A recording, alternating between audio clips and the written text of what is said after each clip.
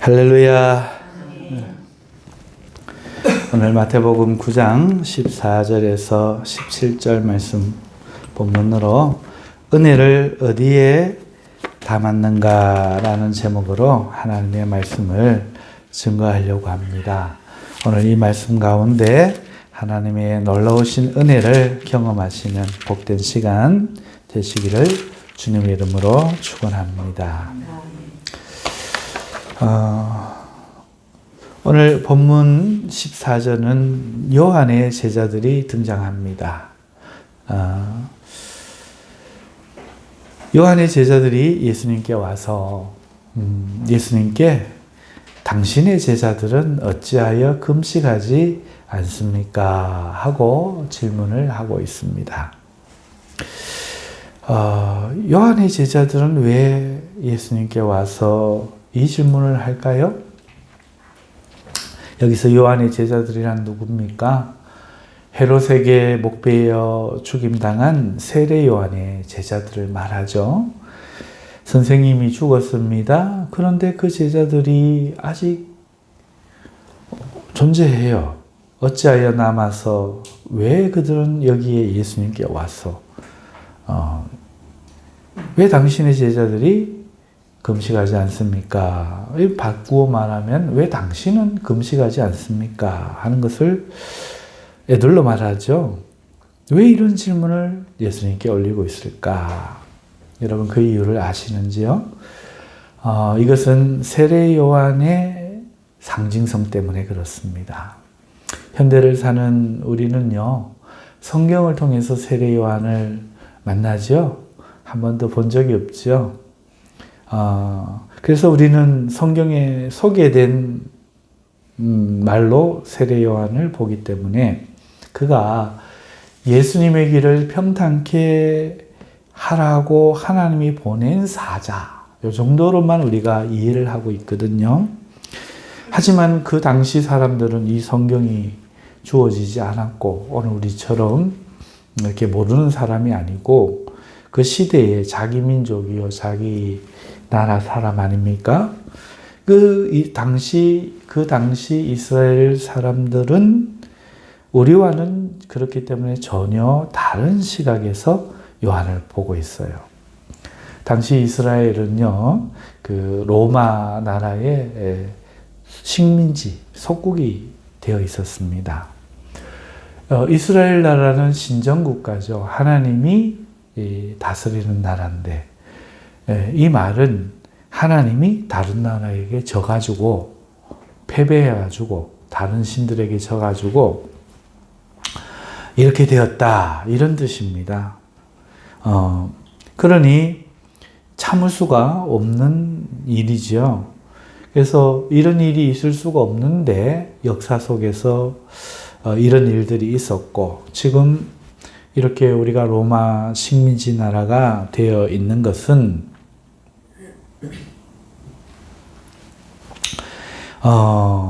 그 사람들은 어떻게 이해를 했는가 하면은 우리가 하나님께 범죄해서 그렇다. 우리가 우상 숭배하고 하나님 말씀을 따라 살지 않고 우리가 세상을 좋아하고 그래서 이렇게 하나님이 우리를 다른 나라에 이렇게 속국이 되는 수치와 고통을 허락하셨다. 이렇게 이해를 하고 있었다는 거예요. 이스라엘 역사 가운데 이런 일들이 종종 있었어요. 이스라엘의 하나님은요, 이스라엘 민족이 하나님을 떠나서 우상 숭배하고 범죄하면요, 이웃에 있는 나라들을 들어서 그들을 때때로 치셨던 것입니다. 그리고 매를 맞은 이스라엘 민족이 회개할 때면은 하나님께서는 그 자기 사사나 선지자를 보내서 이스라엘을 구원하셨던 것이죠. 경험하고 있었어요. 이런 이해 속에서 요단강에 어느 날 나타나서 회개하라 외치는 세례 요한이 그들 눈에는 하나님의 선지자를 떠올리게 된 거예요. 이스라엘을 구원하기 위해 하나님께서 저 사람을 보냈구나. 이제 때가 되었구나. 우리가 하나님께 매를 맞고 이제 우리가 돌아갈 때가 되었고 해방될 때가 되었구나. 우리나라를 회복할 때가 되었구나. 이렇게 회개하라고 하나님이 보낸 사인처럼 이해한 겁니다. 그래서 온 나라 온 백성들이 한 뜻이 된 거예요. 예수님 당시에 세례요한이 나타났을 때 온 나라 온 민족이 한 뜻이 되어서 세례요한에게 나갔습니다. 요단강에 가서 그에게 회개의 세례를 받았어요. 그 왜 회개의 세례라고 하느냐 하면은 그 민족이 하나님께 이제 돌아오겠습니다 하는 그런 의미의 회개였기 때문에 회개의 세례라고 하는데, 그래서 온 민족이 동참한 거죠. 부자나 가난한 자나 남자나 여자나 모든 사람이 범국민적으로 전국적으로 이 모든 일에 동참을 했던 거예요. 엄청난 일이 벌어진 거죠.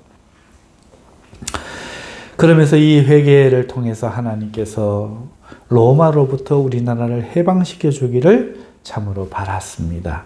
이 회개의 세례를 받은 이스라엘 백성들은요, 그때로부터 금식하기 시작했어요. 기도하기 시작했죠. 금식하면서 하나님께서 속히 우리 전 백성들이 이렇게 하나님 앞에 뜻을 모았으니 하나님이여 이제 응답하옵소서 하면서 금식하며 그 마음을 보였던 겁니다. 그런데 세례요한이 죽고도 시간이 좀 지났죠. 그러면서 이 금식이 끝나지 않았어요. 세례요한은 없지만 죽었지만 이 중심에는 여전히 그의 제자들이 이 금식 운동의 어떤 상징적인 존재가 되어 있었던 거죠. 그런 의미로서 지금 세례요한의 제자들이 여전히 주목받으며 함께 존재하고 있는 겁니다. 자, 이렇게 전 국민이 회개하던 그때에 예수님도 갑자기 갈릴리로부터 나타나셨던 거죠. 그런데 그 예수님도 세례요한한테 이르러 세례를 받았어요. 그리고 세례요한한테 증거를 받았죠. 그렇기 때문에 사람들은 무언가를 동일한 것을 기대했죠. 예수님 또한 세례요한처럼 하나님의 나라를 전파하였고, 그리고 세례요한은 하지 못했던 무수한 이적과 기적을 일으켰습니다.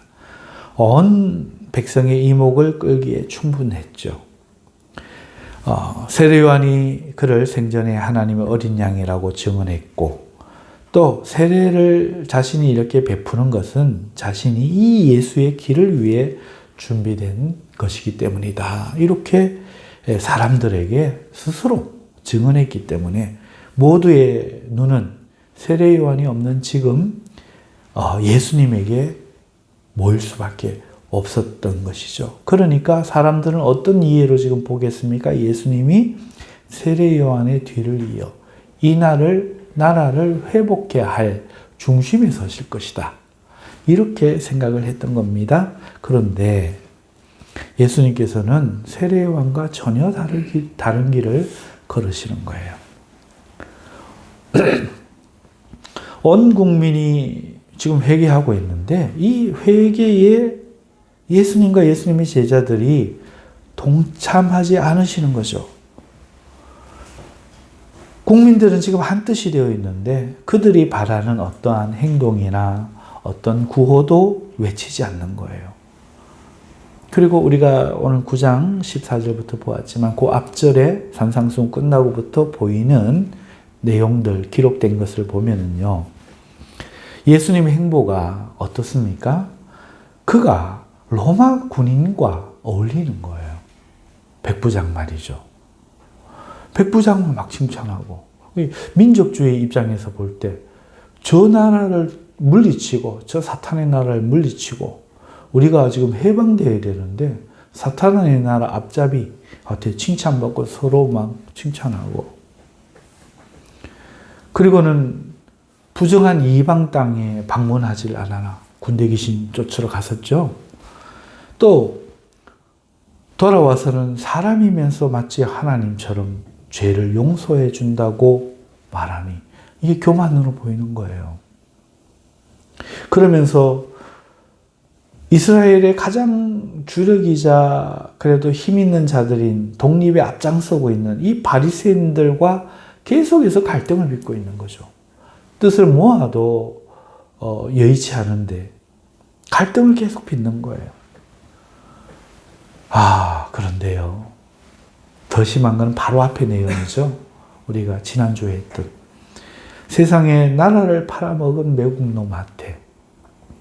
여러분 독립운동 한다면서 이완용을 자기 사돈 삼아갖고 되겠습니까? 그거와 마찬가지죠. 세리들은요 로마 편에 붙어서 자기 일신에 잘 먹고 잘 살려고 백성들의 동족의 피를 빨아먹던 고유를 빨아먹던 정말 죄인들이거든요. 그런데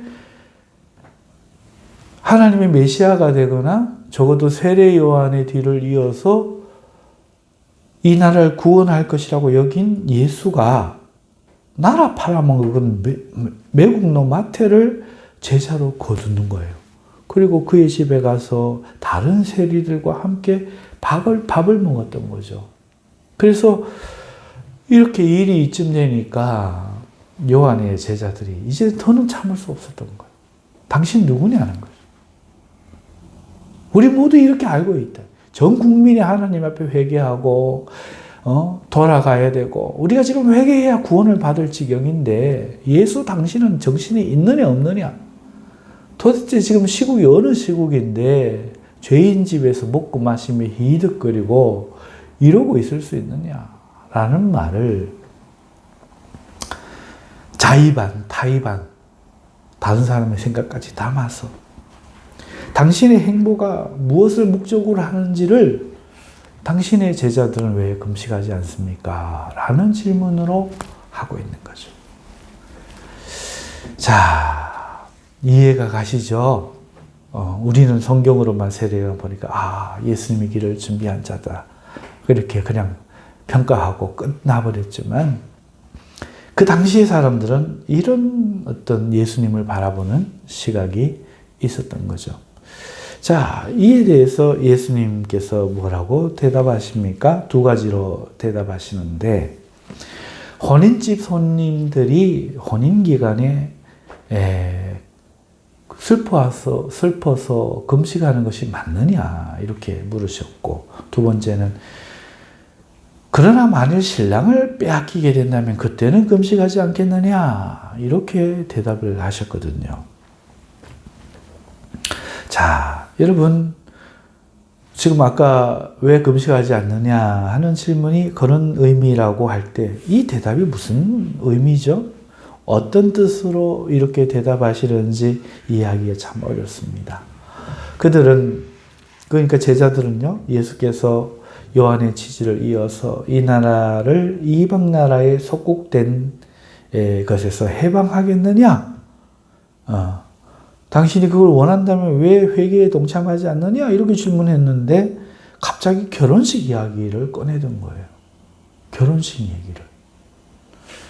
여러분, 이스라엘의 혼인은요, 혼인 전에 신랑이 신부될 사람의 집을 찾아갑니다. 그래서 일주일 동안 성대한 잔치를 신랑이 비용을 지불해서 벌여요. 그때에 신부의 친척과 친구들, 마을 사람들이 전부 다 와서 신랑이 베푼 음식과 술을 먹으며 축하하고 신랑과 사귐을 갖는 거예요. 여러분, 이 혼인잔치 후에 신부가 이제 신랑 집에 가서 결혼식을 거기서 또 올리면 결혼식이 끝나고 앞으로는 그곳에서 이제 신부는 살기 때문에 앞으로 볼 수가 없겠지요. 그러니까 이별을 미리 위로하며 갖는 자리죠. 그리고 결혼을 축하하는 자리이기도 합니다. 이게 신부 집의 혼인잔치인데 예수님이 세례 요한의 제자들에게 답변으로 바로 요 이야기를 한 거예요. 신부집에서 벌어지는 혼인잔치, 요거를 답변으로 하면서 신랑이 와 있는데 손님들이 금식해서 되겠느냐, 이렇게 이야기하시는 거죠. 이 비유는 어떤 뜻일까요? 우리 비유만 봐갖고는 잘 모르겠어요. 그죠? 그들도 아마 몰랐을 거예요. 그래서 예수님께서 그 다음 뒤에 설명을 더하여 주십니다. 그 설명이란 뭡니까? 생배 조각을 낡은 옷에 덧붙여 보수하지 않지 않느냐 하는 거 하나 하고, 새 포도주를 낡은 부대에 넣지 아니한다, 이렇게 말씀을 해 주시는 거죠. 여러분, 우리가 아끼는 옷이 있죠? 하지만 오래되면 낡고 헤어집니다. 아까우니까 그 낡은 부분을 우리는 보수하고 싶죠. 하지만 이 옷이 귀한 옷이라고 내가 헌천 갖다 대면 안 되고, 새천, 귀하니까 새천을 갖다 대어야지 하고, 새천을 댄다면은 기운 천이 헌옷을 당기어서 더 헤어지는 거죠. 그래서 이걸 말씀하시면서, 또 여러분, 포도주를 가죽 부대에 담아서 이렇게 보관하며 발효시키는데, 여러분, 이미 사용한 낡은 부대에 새 포도주를 넣으면요, 그때 이 발효대에서 팽창하는 힘을 견디지 못하고 가죽 부대가 터져버리고 맙니다. 사람들이 그것을 알거든요. 이것을 가지고 말씀하시는 거예요. 자, 예수님이 왜 안 금식합니까? 당신의 모습을 우리가 어떻게 이해할 수 있습니까? 이해가 안 됩니다. 우리가 기대하는 그런 모습이 아니지 않습니까? 이런 당위에 예수님은 지금 혼인집 잔치가 벌어졌고, 이 제자들은 그 손님들인데, 혼인집 신랑, 예수님이 신랑이겠죠? 손님들인데 어떻게 금식할 수가 있겠느냐? 그러면서 낡은 옷을 깁자고 세천되지 않고 새 포도주를 낡은 부대에 넣지 않느냐, 이렇게 설명을 하고 계신다는 거예요. 이 두 비유의 설명의 의미를 생각해 보자면은 이런 뜻이겠죠. 낡은 기존 것을 새 것으로 보수하려는 게 적절하지가 않고, 낡은 부대는 새 술의 팽창을 감당할 수 없듯이 새 것을 낡은 것에 담으려 하는 것이 적절하지 않다, 이런 말씀 아니겠어요? 말인즉, 대답인즉, 이스라엘의 율법은 헌옷이요, 예수님의 복음은 새 천이라는 거죠. 예수님은 하나님의 은혜의 새 술인데, 이 술을 민족주의 이스라엘이란 오랜 가죽 부대에 담으려 한다면 이것이 무리다, 이 말씀인 겁니다. 그렇죠? 그러므로 오늘 이 말씀은 바야흐로 새 시대가 시작되었다, 이렇게 선언하시는 놀라운 장면인 거예요. 과거 이스라엘의 회복이 아니라 아예 새로운 이스라엘의 출범이다. 과거 헌옷 잘못된 것 또다시 보수하는 하나님의 구원이 아니고 아예 전 인류를 구원하는 하나님의 구원이다. 이 구원을 요 작은 거에 보수하는 데 써서 되겠느냐? 이 큰 은혜를 어떻게 작은 너희 민족이란 그릇에 담을 수 있겠느냐 하는 말이죠. 예수님은 구원자요 메시아이지만 사사나 선지자들처럼 오직 이스라엘을 구원하는 한정된 구원자가 아니라 온 세상을 구원하는, 이전에도 없었고 앞으로도 없을 온 인류의 구원자가 되심을 선포하고 계신 겁니다. 이 은혜의 술은 민족주의에 담길 술이 아니라 하나님이 사랑하시는 온 세상이 담을 너무도 큰 은혜의 술인 것이죠. 예수님은 이 혼인잔치 답변을 통하여 지금 예수님 자신이 신랑이며 예수님의 오심이 신부집 혼인잔치와 같아서 모두가 자신들을 구원하러 오신 예수님을 기뻐하고 즐거워함이 마땅하다 지금 말씀하고 계신 거예요.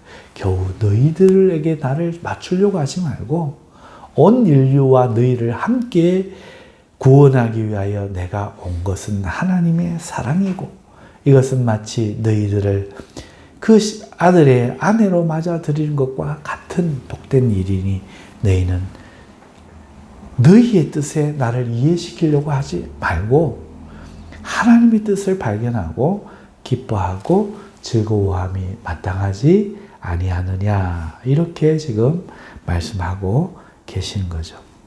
하지만 그럼에도 신랑을 빼앗길 때에는 금식할 것이라 하시면서 이 혼인잔치의 비용이 예수님 자신의 몸과 생명을 주는 것이라는 엄청난 비밀을 또 암시도 해주고 계십니다. 이게 본문의 내용인데요. 오늘은 2024년 11월 17일입니다. 둘째 주일이죠. 예수님이 이 혼인잔치 이야기를 들려주신 날로부터 2000년이 지났습니다. 일주일간의 혼인잔치가 끝나면은요, 신랑은 본집에 돌아가요. 왜 가는가 하면은 신부가 있을 머물 장소, 공간을 마련해서 신부를 데리러 하기 때문이죠. 이와 같이 예수님께서는 믿는 신부인 그 주님의 제자들 그리고 오늘 믿는 우리들을 우리가 머물 하늘 집을 마련하기 위하여서 천국에 2000년 전에 올라가셨던 겁니다. 그리고 이제 오실 때가 되었죠. 정말이지 이제는 오실 때가 된 줄 믿습니다. 이제는 신랑을 기다리는 사람들이 그렇기 때문에 정신을 차릴 때가 된 겁니다. 세상은 이 예수님을 잊어버렸어요. 예수님을 모르며 예수님 이야기를 들려줘도 부정하고 있는 현실이죠. 예수님이 태어난 날로부터 2024년이라고 흘렀다고 온 세상의 달력이 그것을 사실이라고 말하지만 또 일요일마다 휴일로 쉬면서 그날이 주님의 죽음으로부터 부활한 엄청난 날임을 말하지만 그것을 알지도 못하고 그저 노는 날로 여기고 심지어 이 서기력을 만들고 일요일을 휴일로 제정한 것이 예수님을 죽였던 역사 속의 실제 나라 로마가 한 것이고 오늘 그것을 역사로 오늘 우리가 대하고 있으면서도 예수님을 굳이 신화라고 말합니다. 과학은 믿는다면서 역사라는 과학을 안 믿고 신화라고 말하고 거짓이라고 치부하고 있다는 거죠. 참으로 안타까운 일이 아닐 수 없죠. 예수님 외에는 구원받을 길이 없는데 사람은 어찌하여 이렇게 미련한지요? 어찌하여 진실을 이리도 외면하고 있을까요? 다른 거는 진실을 찾으려고 그렇게 외치면서 정작 자기 생명을 구하는 진실에는 어떻게 이렇게 귀를 쓰고 거부하고 부인하고 이러는 것일까요? 자, 이런 세상 사람들을 보면서 또 하나 놀라운 것이 있습니다. 그런데 우리는 어떻게 예수님을 믿을 수 있는가 하는 거죠. 정말 우리가 똑똑해서 믿었을까? 정말 우리가 잘나서 믿었을까? 아니죠. 세상 사람들이 그 똑똑한 사람들이 안 믿는 거 보면 우리가 믿는 것은 하나님의 은혜가 아닐 수 없다. 이거를 깨닫는 겁니다. 우리가 태초로부터 하나님께 택함을 받아서 우리를 하나님께서 구원시킬 자로 여겨주셔서 하나님의 성령이 우리를 불러주시고 복음을 믿게 해주셨다. 그래서 오늘 우리에게 구원의 소망이 있다 생각할 때 참으로 은혜가 아닐 수 없습니다. 두 가지에 놀라는 거죠. 이제는 예수님이 오실 때가 됐게, 이게 역사적 사실인데 2024년 지났잖아요. 진짜 오셨다는 것, 아직 안 오셨지만 2000년 안 오셨지만 그렇다고 그것이 가짜가 되지 않는 것은 2024년이라고 로마라는 나라가 제정하고 인류를 제정해서 이렇게 역사 가운데 증거가 확실하게 남아있는데 왜 2000년인가 하면은 예수님이 이 땅에 오심으로써 이 세상의 역사는 바뀌었다. 죽음의 저주로부터 벗어났다. 하나님의 심판으로부터 해방되었다. 그러니 이 날은 새로운 날의 시작이다 라고 로마 전체가 믿고 로마 공무원들 전체가, 로마 군인들 전체가, 로마 황제 전체가 예수님을 신으로 경배하기 시작하면서 공무원들이 주일날 일한다고 예배 못 드려야 되겠냐 이러면서 일요일을 주일로 제정했단 말이에요. 이래갖고 지금 2024년이고 공휴일, 이 역사의 과학의 이 현실을 우리가 지금 대하고 있으면서도 어떻게 세상 사람들은 그렇게 믿지 않는가? 여기에 놀랄 수밖에 없고 우리는 또 어떻게 믿을 수 있는가? 여기에 놀라는 거죠. 그런데요, 그럼에도 우리 그리스도인들에게 오늘 안타까운 것들이 있어요. 그거는 이 은혜가 얼마나 큰 은혜인지를 모른다는 겁니다. 자신이 예수님을 믿고 있다는 것이 무엇을 말하는지 그 의미를 모르고 살아간다는 거죠. 믿는 것이 기적임을 모르는 거예요. 그냥 내가 믿으니 믿는갑다 이렇게 생각하지. 와, 내가 믿는 게 이게 기적이구나. 하나님 은혜구나. 이거를 알지 못하더라는 거죠. 보세요. 예수님이 자기들 가운데 태어나도 그 민족이 믿지 않잖아요. 예수님을 보고 만지고 하던 그 당시 사람들도 못 믿잖아요. 역사적인 사실임에도 온 세상이 부정하고 있잖아요. 그런데 이런 현실에도 오직 우리는 예수님을 믿는 것. 믿고 싶은 마음이 있어서. 하나님의 사랑을 믿고자 하는 마음이 있어서. 주를 따르고자 하는 마음이 있어서. 이렇게 주님을 믿는 이것이 오직 하나님의 은혜로 말미암은 것인데 나를 구원하고자 그분이 결정하신 놀라운 은혜인데 오늘 이 예배 자리에 나와도 이 가치를 모르더라는 거예요. 여러분, 이 가치를 깨달을 때, 생각을 할 때 우리가 얼마나 기쁘겠습니까? 얼마나 즐거워해야 마땅하겠습니까?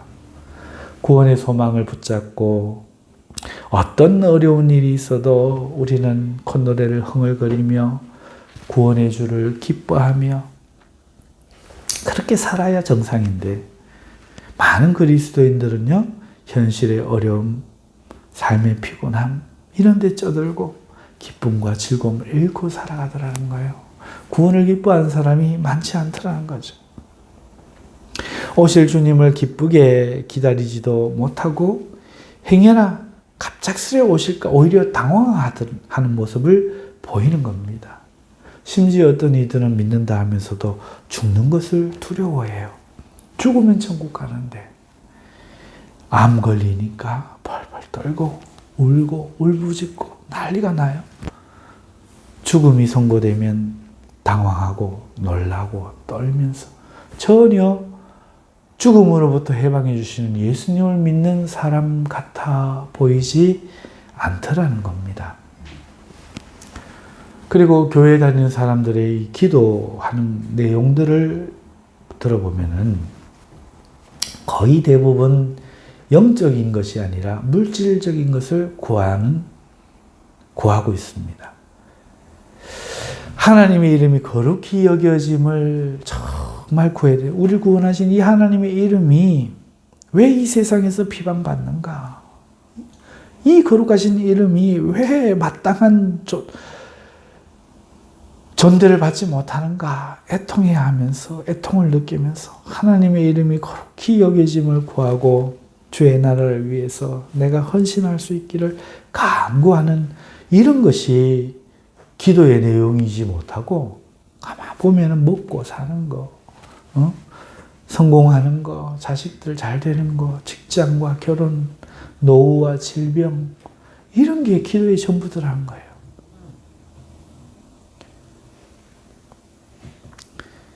오늘 우리의 모습이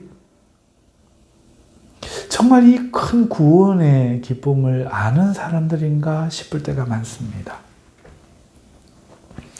이스라엘 백성들과 제자들은 예수님을 보면서도 그가 누구인지, 그의 구원이 무슨 구원인지를 알아보지 못했었죠. 그저 예수님을 자신들, 그러니까 자기 나라 처지 말이죠. 자신들을 보수하고 고치기 위한 수단으로 생각하는 거예요. 예수님이 설명이 거기에 있는 거죠. 세 조각을 천을 메우는데, 기우는데 쓰려고 하신다는 그 설명. 오늘 우리가 식민지가 됐으니까 이거 그냥 구원해 주실 분. 다시 언약의 백성으로 평안한 삶으로 돌아가는 보수해 주실 분. 이렇게 이스라엘 백성들과 요한의 제자들은 예수님을 보면서 예수님의 이 큰 구원을 알아보지 못하고 그저 자기 자신들을 고치고 보수해 주는 분으로 예수님을 본 겁니다.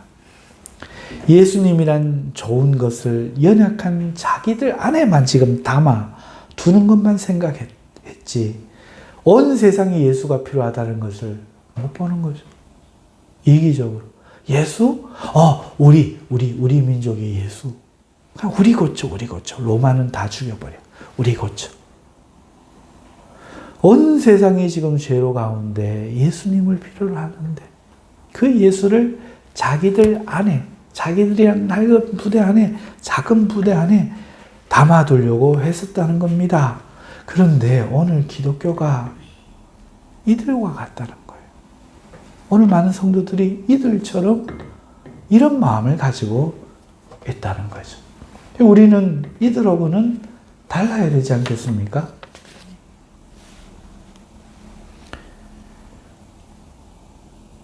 여러분, 우리 옛사람, 먹고 마시고 죄를 짓던 그 옛사람, 그 안에는 새 은혜가 담길 수 없다는 거예요.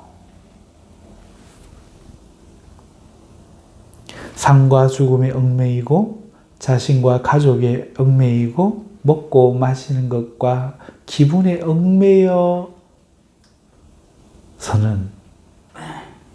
이것 안에 하나님 나라를 담을 수 없는 거예요. 그렇게 하다가는 오히려 찢어지는 겁니다. 예수 믿으면. 오히려 터져버리는 최악의 일만 발생합니다. 여러분, 많은 그리스도인들이 예수님을 진정으로 믿고 이런 경우가 있어요. 내가 왜 이렇게 되었는가? 시간이 지나면 이런 자문을 하는 경우가 있죠. 경제적으로 어려워지고요. 예수 잘 믿는데 경제적으로 점점 어려워지고요. 가정은 힘들어지고요. 몸과 마음은 피곤해지고 병들고 왜 내가 예수 열심히 믿는데 이래졌는가? 한탄하는 그리스도인들이 보인다는 겁니다. 그래서 예배의 즐거움이 사라지고 기도의 기쁨이 없어지고 찬양의 눈물이 메말라 버리는 거죠. 아직 그러지 않은 사람은 산에 가서 죄야 하면서 손 한 번 뿌리고 없는 거예요. 왜 내 삶이 이렇습니까? 어찌하여 예수를 믿는데 이런 일이 생깁니까? 하면서 오늘 이 바리새인들처럼 내가 오늘 금식하면 하나님이 해방시켜 주시겠지. 우리가 다 동참하면 좀 더 열심히 하면 하나님이 또 복을 주시겠지. 이렇게 하면서 성경이 말하는 예수, 신약이 말하는 하나님의 구원은 전혀 깨닫지 못하고 오늘 많은 그리스도인들도 고작 하나님을 자기를 보수하는데, 자기를 치유하는데 그 하나님을 자기 안에만 담아두려고 이렇게 신앙생활을 하다가 오히려 예수로 인해서 찢어지는 자기, 터져버린 자기만 발견하더라는 겁니다. 이 비밀을 많은 이들이 모르더라는 거예요.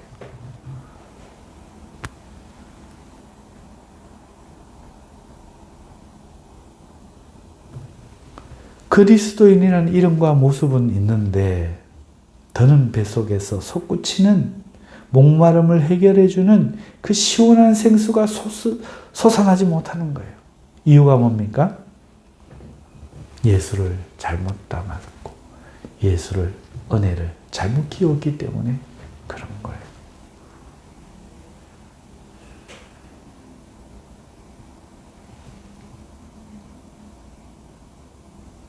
여러분, 우리는 돌아봐야 됩니다.